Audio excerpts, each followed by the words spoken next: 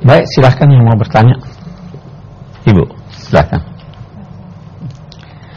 Mengapa di Al-Ma'un ini dinyatakan la yahuddu ala ta'amil miskin, sing di Al-Balad dinyatakan it'am fi yaumin di masaghabah? Bagaimana hubungan ini? Iya.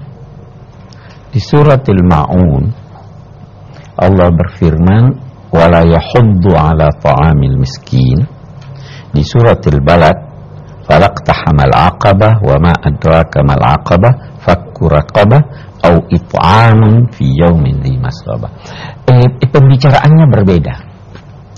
Kalau di surat Al-Ma'un itu berbicara tentang orang yang mendustakan hari pembalasan. Minimal yang diminta dari seorang yang tidak mendustakan hari pembalasan adalah menganjurkan. Itu minimal. Sedangkan di surat Al-Balad itu berbicara tentang kedudukan yang tinggi. Falaqtahamal aqabah. Bukankah sebaiknya dia terjun masuk mendaki di tempat yang tinggi?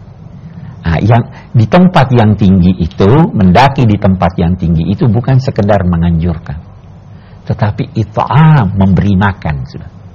Kalau yahuddu baru menganjurkan, ini yang rendah nih. Kalau di sana memberi makannya lagi di Al-Balad itu bukan pada hari biasa, memberi makan pada hari paceklik. Nah, jadi wajar karena dia berbicara tentang kedudukan yang tinggi, Al-Aqabah, maka tuntutan di sana lebih tinggi daripada tuntutan di Al-Ma'un. Al-Ma'un itu bicaranya soal minimal Anda untuk tidak dinilai mendustakan agama, anjurkan. Tapi kalau mau kedudukan yang tinggi, beri makan dan beri pangan itu justru pada saat-saat paceklik. Ya kan? Itu saya kira bedanya. Baik, silahkan ada yang lain, silahkan. Begini Ustaz, mengenai definisi anak yatim itu sendiri, ada makalah yang mengatakan laisal yatim man mata abuhu walakinnal yatim yatimul ilmi wal adab, bahwa anak yatim itu bukan hanya mereka yang orang tuanya meninggal, tapi juga anak yang tidak mempunyai ilmu dan adab. Pertanyaan saya adalah, apakah bagaimana sikap kita terhadap anak-anaknya para fuqara miskin yang mereka terlantar sehingga mereka tidak mempunyai ilmu dan adab pun tidak terajar dengan baik? Terima kasih. Yatim dari segi bahasa berarti ketersendirian. Itu sebabnya kalau ada orang punya cincin yang bagus matanya, unik, itu dinamai ad-durral yatima, permata yang unik. Yatima tidak ada temennya, tidak ada samanya. Nah, yatim itu pada dasarnya adalah orang yang lemah, yang tidak mampu karena tidak ada yang mendukung dia. Nah, seorang anak itu lemah. Kalau ayahnya sudah tidak ada, itu dinamai yatim. Sebenarnya dari segi makna ini tadi, karena dia tersendiri, tidak ada yang mendukung dia, tidak ada yang membimbing dia, maka itu dinamai yatim.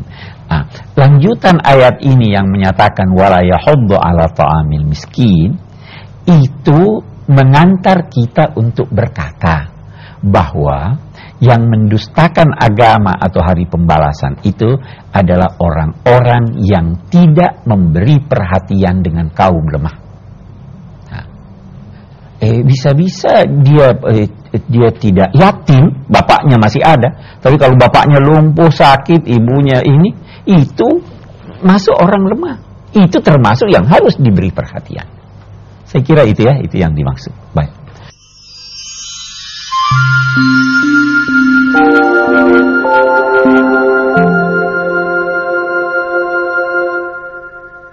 Siapapun orang yang tidak memiliki rasa kepedulian terhadap kaum lemah, mereka masuk ke dalam kelompok pendusta agama. Bagaimana dengan kita? Mari bersama-sama mengambil cermin dan berkaca diri atas diri kita masing-masing. Dalam bahasan berikut ini pemirsa, Ustadz Quraisy Shihab akan menguraikan tentang siapa yang tidak termasuk ke dalam kelompok pendusta agama. Ingin tahu siapa mereka? Kita simak bersama. Baik, saya kira kita lanjutkan bahasan kita masih ada bahasan di sini.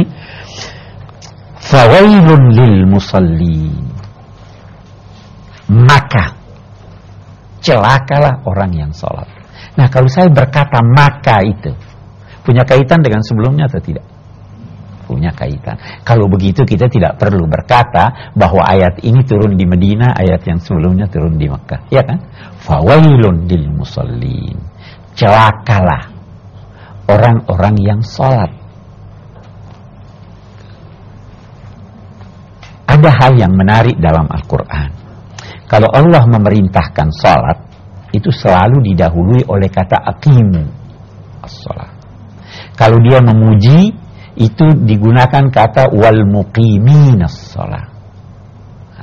Jadi kalau al-musallin ini gimana nih? Orangnya sholat juga, tetapi cuma bentuknya sholat. Hakikat sholat dia tidak hayati. Karena itu di sini dia katakan fawailun lil musallin. Celakalah orang yang cuma sholat, alladzina hum an sholatihim sahun. Yaitu orang yang cuma sholat itu betul berdiri, rukuk, sujud dan sebagainya, tetapi an sholatihim sahun, menyangkut substansi sholatnya dia lengah. Itu ulama berkata, untung ayat ini berkata an sholatihim bukan fi sholatihim. Kalau fi sholatihim, orang yang lupa waktu dia sholat. Kita semua pernah lupa ya. Bahkan Rasulullah pernah lupa. Ya, lupa ini sudah berapa rakaat nih. Itu tidak celaka itu. Yang dinilai celaka adalah fawailul lil musallin alladzina hum an, menyangkut sholatnya, yakni menyangkut substansi sholatnya dia lengah.